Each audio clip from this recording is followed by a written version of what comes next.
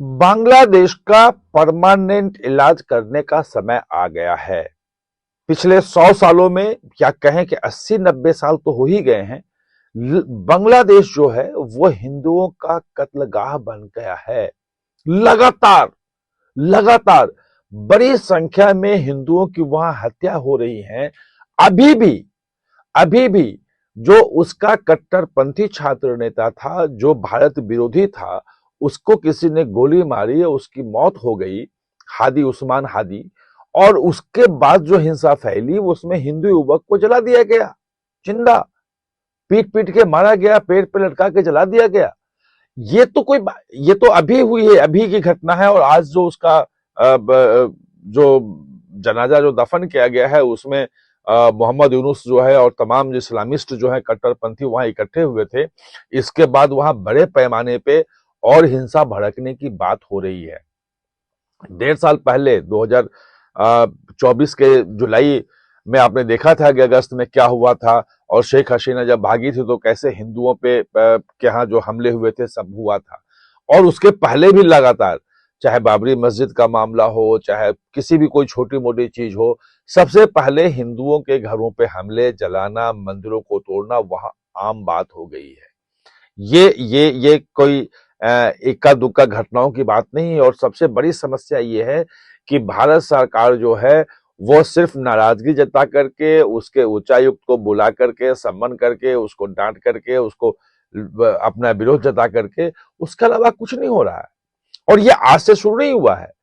जो पाकिस्तान बनाने का जो पहला जो प्रस्ताव था मुस्लिम लीग के गठन का, जो मुस्लिम लीग भारत के विभाजन का कारण बना, वो पता है कि कब बना था वो और कहां बना था? वो बंगाल में बना था और 1906 में बना था। जो जो विभाजन की मुख्य जो हुई और जो डायरेक्ट एक्शन डे का जो प्लान हुआ था, जिसमें कहते हैं कि जो आंकड़े हैं सरकार के, जो आंकड़े हैं कि 10,000 हिंदुओं का कत्लेआम कर दिया गया 3 दिन के अंदर, 3 दिन के अंदर कलकत्ता में। 16, 17, 18 और कुछ 19 अगस्त 1946, ये 3-4 दिन थे। 10,000 हिंदुओं की हत्या की गई थी। और डायरेक्ट एक्शन डे कि हमें या तो पाकिस्तान दो और नहीं तो हम हिंदुओं का कत्लेआम करेंगे। वो जो विभाजन विभीषका दिवस जो मोदी सरकार ने घोषित किया है, उसमें डायरेक्ट एक्शन डे भी शामिल है कि वो भी विभीषका का हिस्सा है। जो पश्चिमी पाकिस्तान से जो कत्लेआम हुआ और जो लोग भाग के आए भारत, ट्रेनों में करते रहे, बाकी चीजें होती रही, बहुत सारी चीजें उसके बारे में लिखी पढ़ी गई हैं। और बहुत सारी कहानियां हैं। सआदत हसन मंटो से लेकर के बहुत सारे लोगों ने उसके बारे में बहुत कुछ लिखा है। लेकिन पश्चिम बंगाल में जो हिंदुओं का कत्लेआम हुआ है उसके बारे में बहुत नहीं लिखा गया है।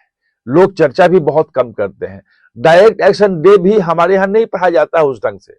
और सिर्फ वही नहीं हुआ है, डायरेक्ट एक्शन डे वो जब शांत हुआ उसके 2 महीने बाद ही अक्टूबर नवंबर में नोआखाली में जो हुआ, हिंसा हुई थी जिसमें गांधी जी गए थे शांति के लिए, उपवास उन्होंने किया था। वो नोआखाली में भी हिंदू 5,000 मार दिए गए। लोग सुना देते हैं कि भाई उसमें तो हिंदू मुस्लिम दंगे थे, मुस्लिम ही मरे हैं। कितने मरे हैं ये तो कोई बता दे।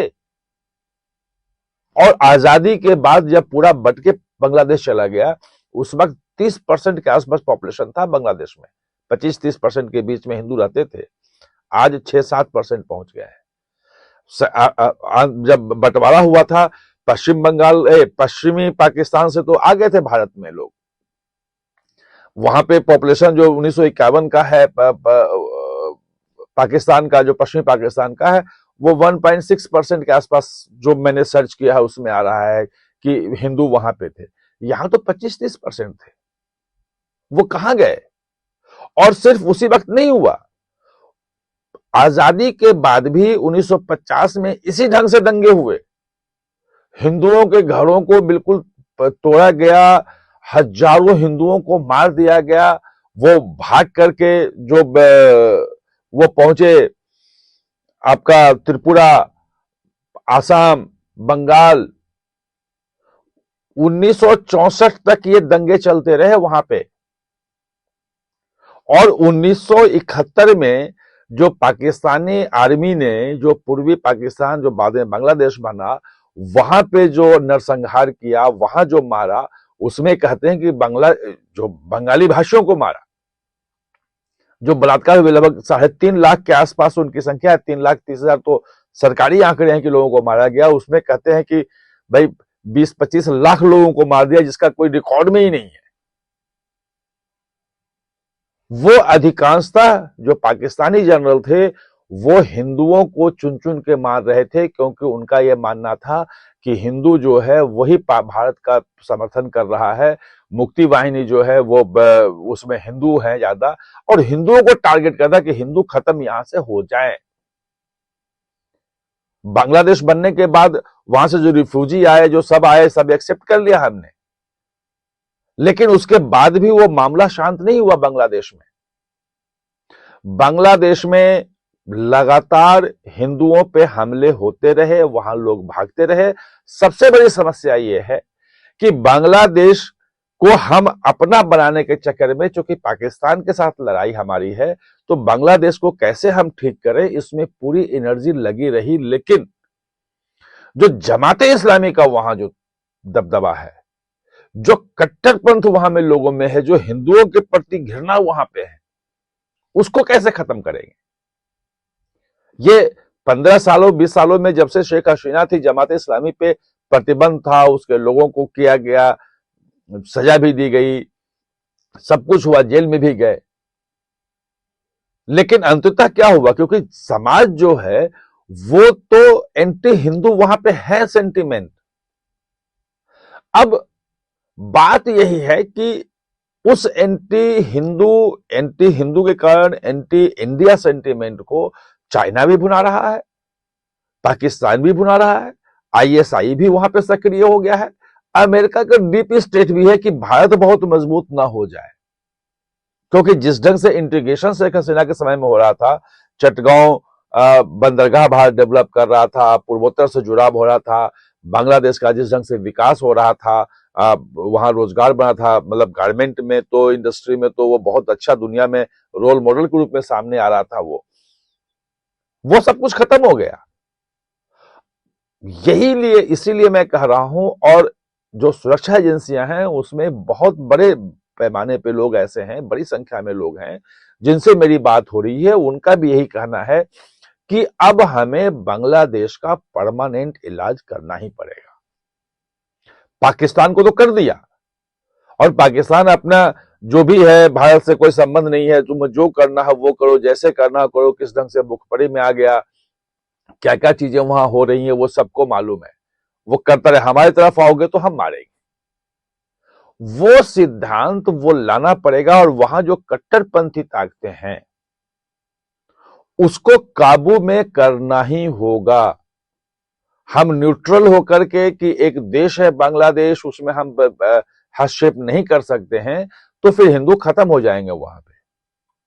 फिर वो जो 5-6% बचे हैं, अगले 10-15 साल में वो 1-2% भी नहीं बचेंगे, और बांग्लादेश जो है वो पूरी तरह से भारत के लिए खतरा इसलिए हो जाएगा कि चिकन नेक वहां पे, आज की ताकत वैसे नहीं है, बाद में भी ताकत हुई कि नहीं होगी चिकन नेक पे हाथ लगाने की, लेकिन एक खतरा तो है ही। पूर्वोत्तर भारत में इंसर्जेंसी के लिए अब परेश बरुआ को ढाका में लाके बिठाने की तैयारी है कि उल्फा को फिर से खत्म करो।